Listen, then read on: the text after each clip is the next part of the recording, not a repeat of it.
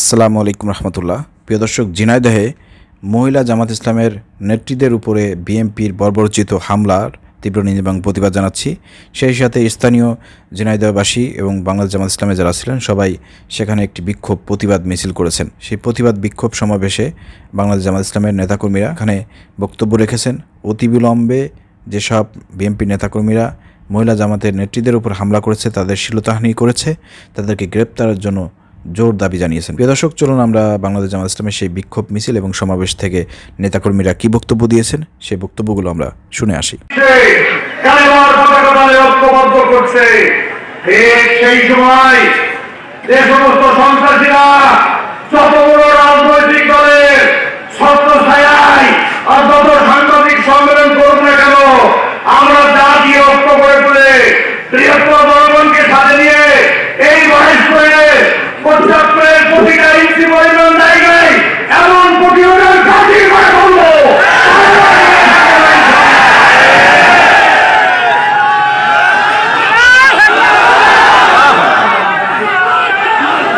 আমি স্পষ্ট করে বলতে চাই,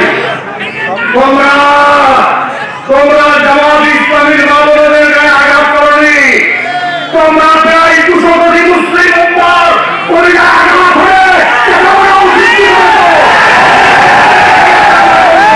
এই জনগণকে আর কোনো মাথায় দিয়ে আগুন নিভানো যাবে না।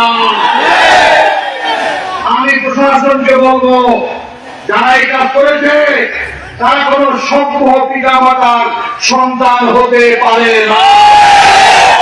তাদেরকে আমরা ভালো করে চিনি। এই ইউনিয়নের চিহ্নিত সন্ত্রাসী একদম চিহ্নিত একটি গোষ্ঠী দিন এই মহেশপুরের অশান্তির বিস্ময় পরিণত হয়েছে। আমার আইন শৃঙ্খলা ভাইরা আমার নিজে কথায় ছিঁড়ে ধরতো না। আপনারা সন্ত্রাসীদেরকে গ্রেপ্তার করে প্রমাণ করুন আপনারা মায়ের সন্তান, আপনারা যথার্থ সভ্য মানুষের সন্তান। এদের পবিত্র দায়িত্ব আপনাদের হাতে। আর আপনারা খুব খেলা করবেন, গোপনে পিড়িত করবেন। আমরা কিন্তু সমস্ত কিছু বুঝতে পারি। আমি আমার বয়স পরিবর্তন করে জামাত ইসলাম এবং শিবিরের সকলকে পাহারাদারের ভূমিকা পালন করতে চাই। পাহারাদারের ভূমিকা পালন করতে পারবেন আপনারা? ধর্ম বর্ণ গোত্র নির্বিশেষে সাম্প্রদায়িক সম্প্রীতি রক্ষা করে মানবতাকে পাহারা দিতে হবে। আমরা বড় চৌকিদার হবো।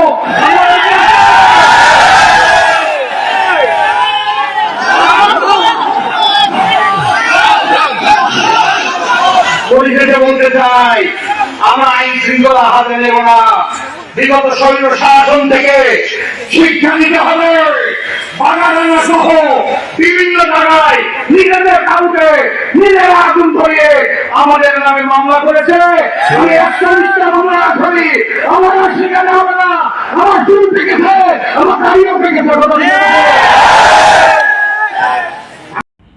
প্রিয় দর্শক, আপনারা বক্তব্যটি শুনেছেন। এখানে বাংলাদেশ জামাত ইসলামের নেতাকর্মীরা তারা কঠিন প্রতিবাদ করেছেন এবং অতিবিলম্বে যারা হামলা করেছিল তাদেরকে গ্রেপ্তারের জন্য জোর দাবি জানিয়েছেন। পুলিশ প্রশাসনের উচিত নিরপেক্ষভাবে তদন্ত করে যারা এখানে জড়িত ছিল তাদেরকে গ্রেপ্তার করে আইনে আওতায় আনা। আর বিএনপির পক্ষ থেকে এখনও আমরা কোনো ব্যবস্থা গ্রহণ করতে দেখি নাই।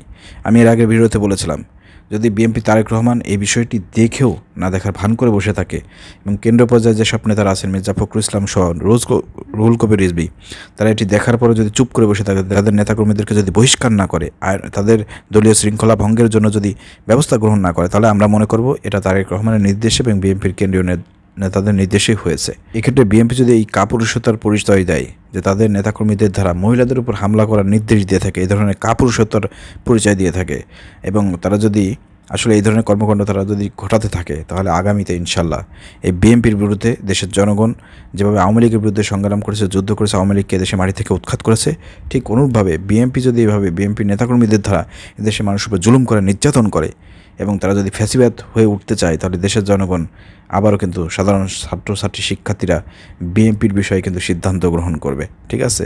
তো এই বিষয়ে আগামী ভোটে ইনশাল্লাহ বিএনপিকে দেশের জনগণ এর উচিত জবাব দেবে ইনশাল্লাহ। ধন্যবাদ। আসসালামু আলাইকুম রহমতুল্লাহ।